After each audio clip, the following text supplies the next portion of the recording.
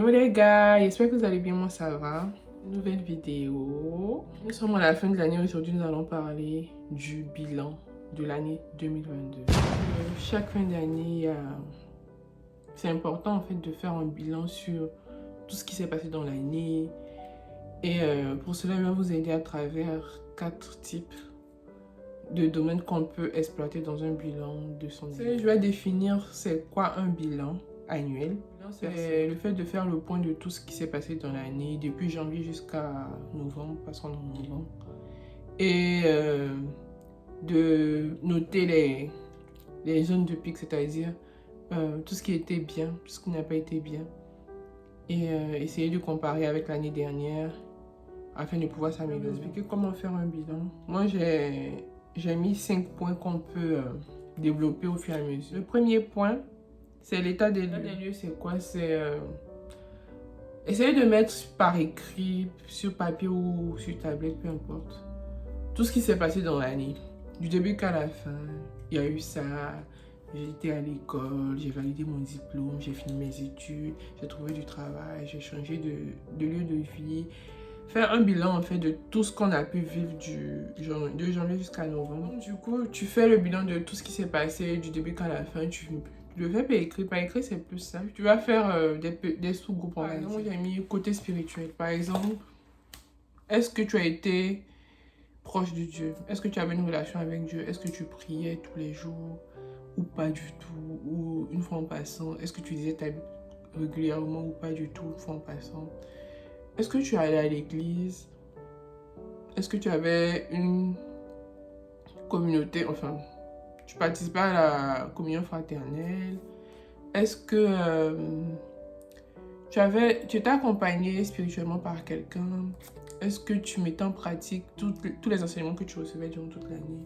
En fait, c'est toutes ces questions-là que tu peux te poser en faisant le bilan spirituel en fait, de ton année. Et évidemment, ce ne sont pas des questions exhaustives. Tu peux encore ajouter d'autres trucs qui te passent par la tête quand tu fais le bilan. Mais le truc aussi, c'est qu'avant de le faire, il faut prier pour que Dieu vraiment t'éclaire, le Saint-Esprit t'éclaire sur tout ce qui doit être développé, en fait, tout ce que tu dois noter pour pouvoir travailler sur. Un bilan professionnel sous-groupe. En deux, en fait, on va parler de le bilan scolaire ou professionnel. Ce bilan va te permettre de savoir en fait comment s'est passée ton année au niveau professionnel scolaire. Est-ce que tu as pu travailler? Est-ce que tu es au chômage? Si tu as travaillé combien de temps? Est-ce que tu as travaillé, enfin tu as un CDI ou un CDD ou tu n'as pas du tout travaillé, tu étais au chômage toute l'année? Au niveau scolaire, est-ce que tu as pu valider ton année scolaire? Est-ce que tu as pu trouver un stage? Est-ce que tu as pu apprendre des choses nouvelles? Est-ce que... il y a tellement de questions. Est-ce que tu as aimé ce que tu as fait en cours? Est-ce que tu penses que plus tard tu vas travailler dans ce que tu apprends? Est-ce que tu as passé un bon ou bien un mauvais moment à l'école? Enfin, fais un grand bilan. Écrire tout ce qui te passe par là. Relationnel, il y a plusieurs sous-groupes. Il y a la famille, les relations amicales et les relations amoureuses. Et en faisant ce bilan-là, en fait, tu te dis d'abord famille. Est-ce que tu étais proche de tes parents, par exemple? Ou de tes frères et sœurs, de tes cousins, cousines? Comment était votre relation cette année? Est-ce que tu penses que tu as beaucoup appelé ou pas? Tu as envoyé des messages ou pas? Est-ce que tu les as vus ou pas? Est-ce que vous avez passé des moments de qualité ou pas? Est-ce qu'il y a la paix ou la division de votre famille? Qu'est-ce que tu as mis en place par rapport à ça? Est-ce que tu as essayé de réunir ou c'est toi qui divisais? Il y a plein de questions comme ça que tu te poses par rapport à ce bilan-là. Il y a encore d'autres choses qui peuvent arriver, mais je vous donne juste quelques clés pour vous aider à faire votre bilan. Les questions peuvent être posées au niveau amical. Est-ce que j'ai eu de nouveaux amis? Est-ce que j'ai gardé mes anciens amis? Est-ce que j'ai amélioré mes relations avec mes amis que j'ai? Est-ce qu'il y a des amis qui sont sortis de ma vie? Est-ce qu'il y en a qui sont rentrés? Qu'est-ce qui s'est passé? Pourquoi ils sont sortis? Pourquoi ils sont rentrés? Si tu sais. Comment tu te sens par rapport à tes amis avec qui tu es actuellement? Est-ce que tu trouves que tu leur apportes des choses ou pas? Est-ce que tu trouves que votre relation est profonde ou superficielle? Est-ce sont des gens avec qui tu veux avancer ou pas? C'est important de savoir en fait avec qui on se balade parce que ça détermine notre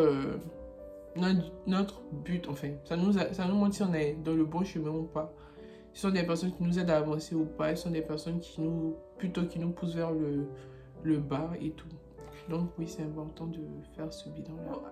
Amoureux aussi, c'est pareil. Est-ce que j'ai eu des amoureux ou pas? Est-ce que j'étais dans une relation ou pas? Est-ce que ça a marché? Si oui, comment? Qu'est-ce qui te montre que ça a marché? Sinon, comment? Qu'est-ce qui te montre que ça n'a pas marché? Est-ce que j'avais envie d'être en couple mais j'ai pas pu? Pourquoi? Est-ce que c'était le temps ou pas? Est-ce que c'était ma saison ou pas? En fait, il y a tellement de questions.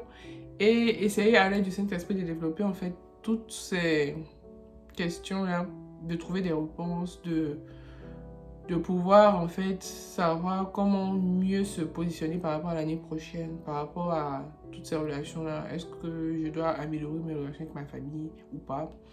Est-ce que c'est moi qui divise, donc je dois changer de posture, je dois plutôt revenir? Est-ce que c'est ma saison d'être en relation amoureuse ou pas? Voilà quoi.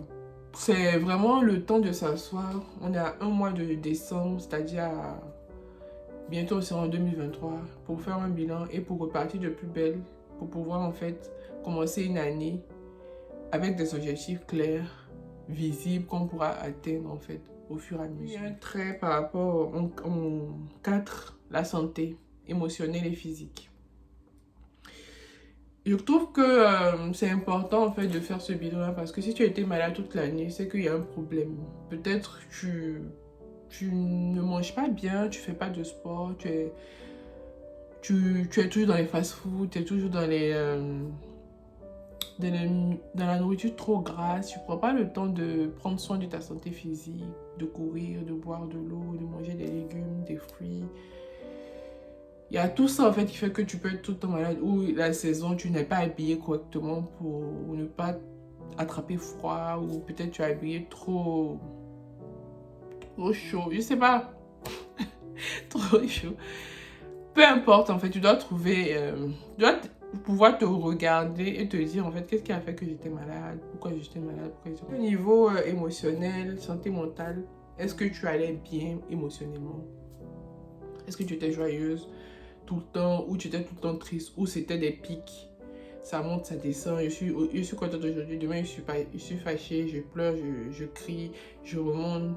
Tu dois pouvoir savoir en fait dans quel état émotionnel tu étais durant toute l'année pour savoir comment travailler ça en fait. Ne pas que ça te suive tout le temps parce que c'est épuisant d'être toujours dans des montagnes russes, on va dire. Genre, ça monte, ça descend, ça remonte, ça descend. Tu peux pas rester comme ça toute ta vie, en fait.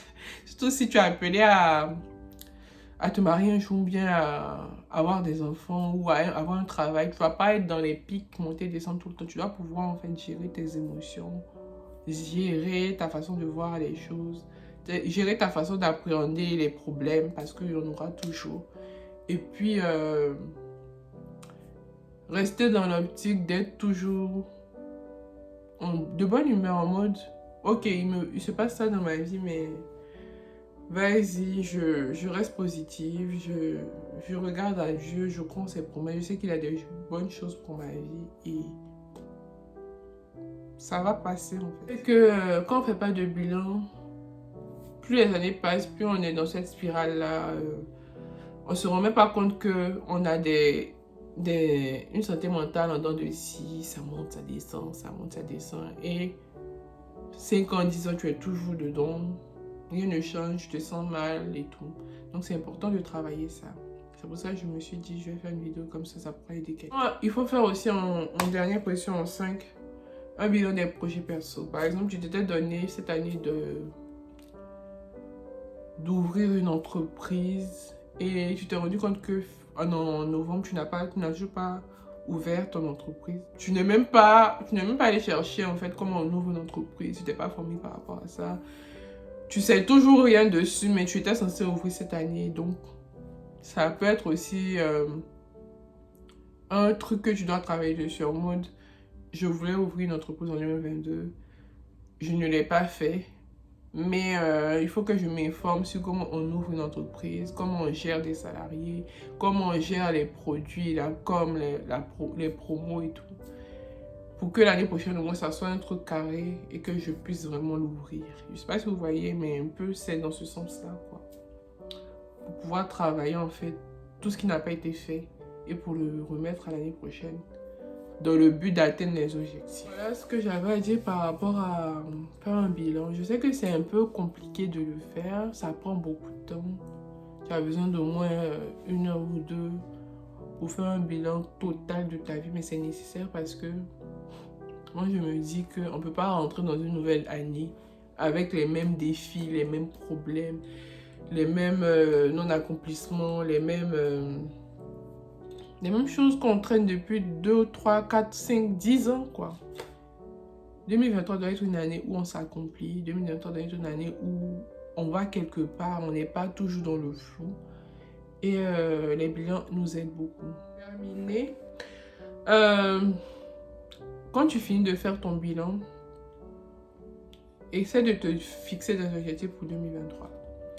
Et utilise aussi un vision board pour matérialiser ces objectifs-là. Essaie de les mettre des images sur tout ce que tu vas accomplir en 2023. Et de te faire un grand tableau que tu vas coller chez toi, que tu regarderas régulièrement pour savoir que il y a cet objectif-là et il faut que je puisse l'accomplir. Je pense que je vais faire une vidéo peut-être en décembre sur les vision boards qui aidera peut-être quelqu'un ici qui a besoin de visualiser en fait ce qu'il veut accomplir. Que tout est possible en fait. Ne vous limitez pas en vous disant que ce projet est trop grand, j'ai pas les ressources nécessaires.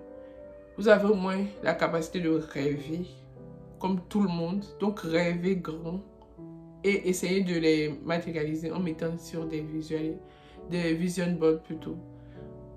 Ça vous permettrait vraiment de voir en fait le projet que vous voulez faire et de ne pas juste vous limiter à rêver, mais à voir que c'est possible de le matérialiser. Donc voilà. Note, je vous dis à la prochaine et merci d'avoir regardé ma vidéo. Bye bye.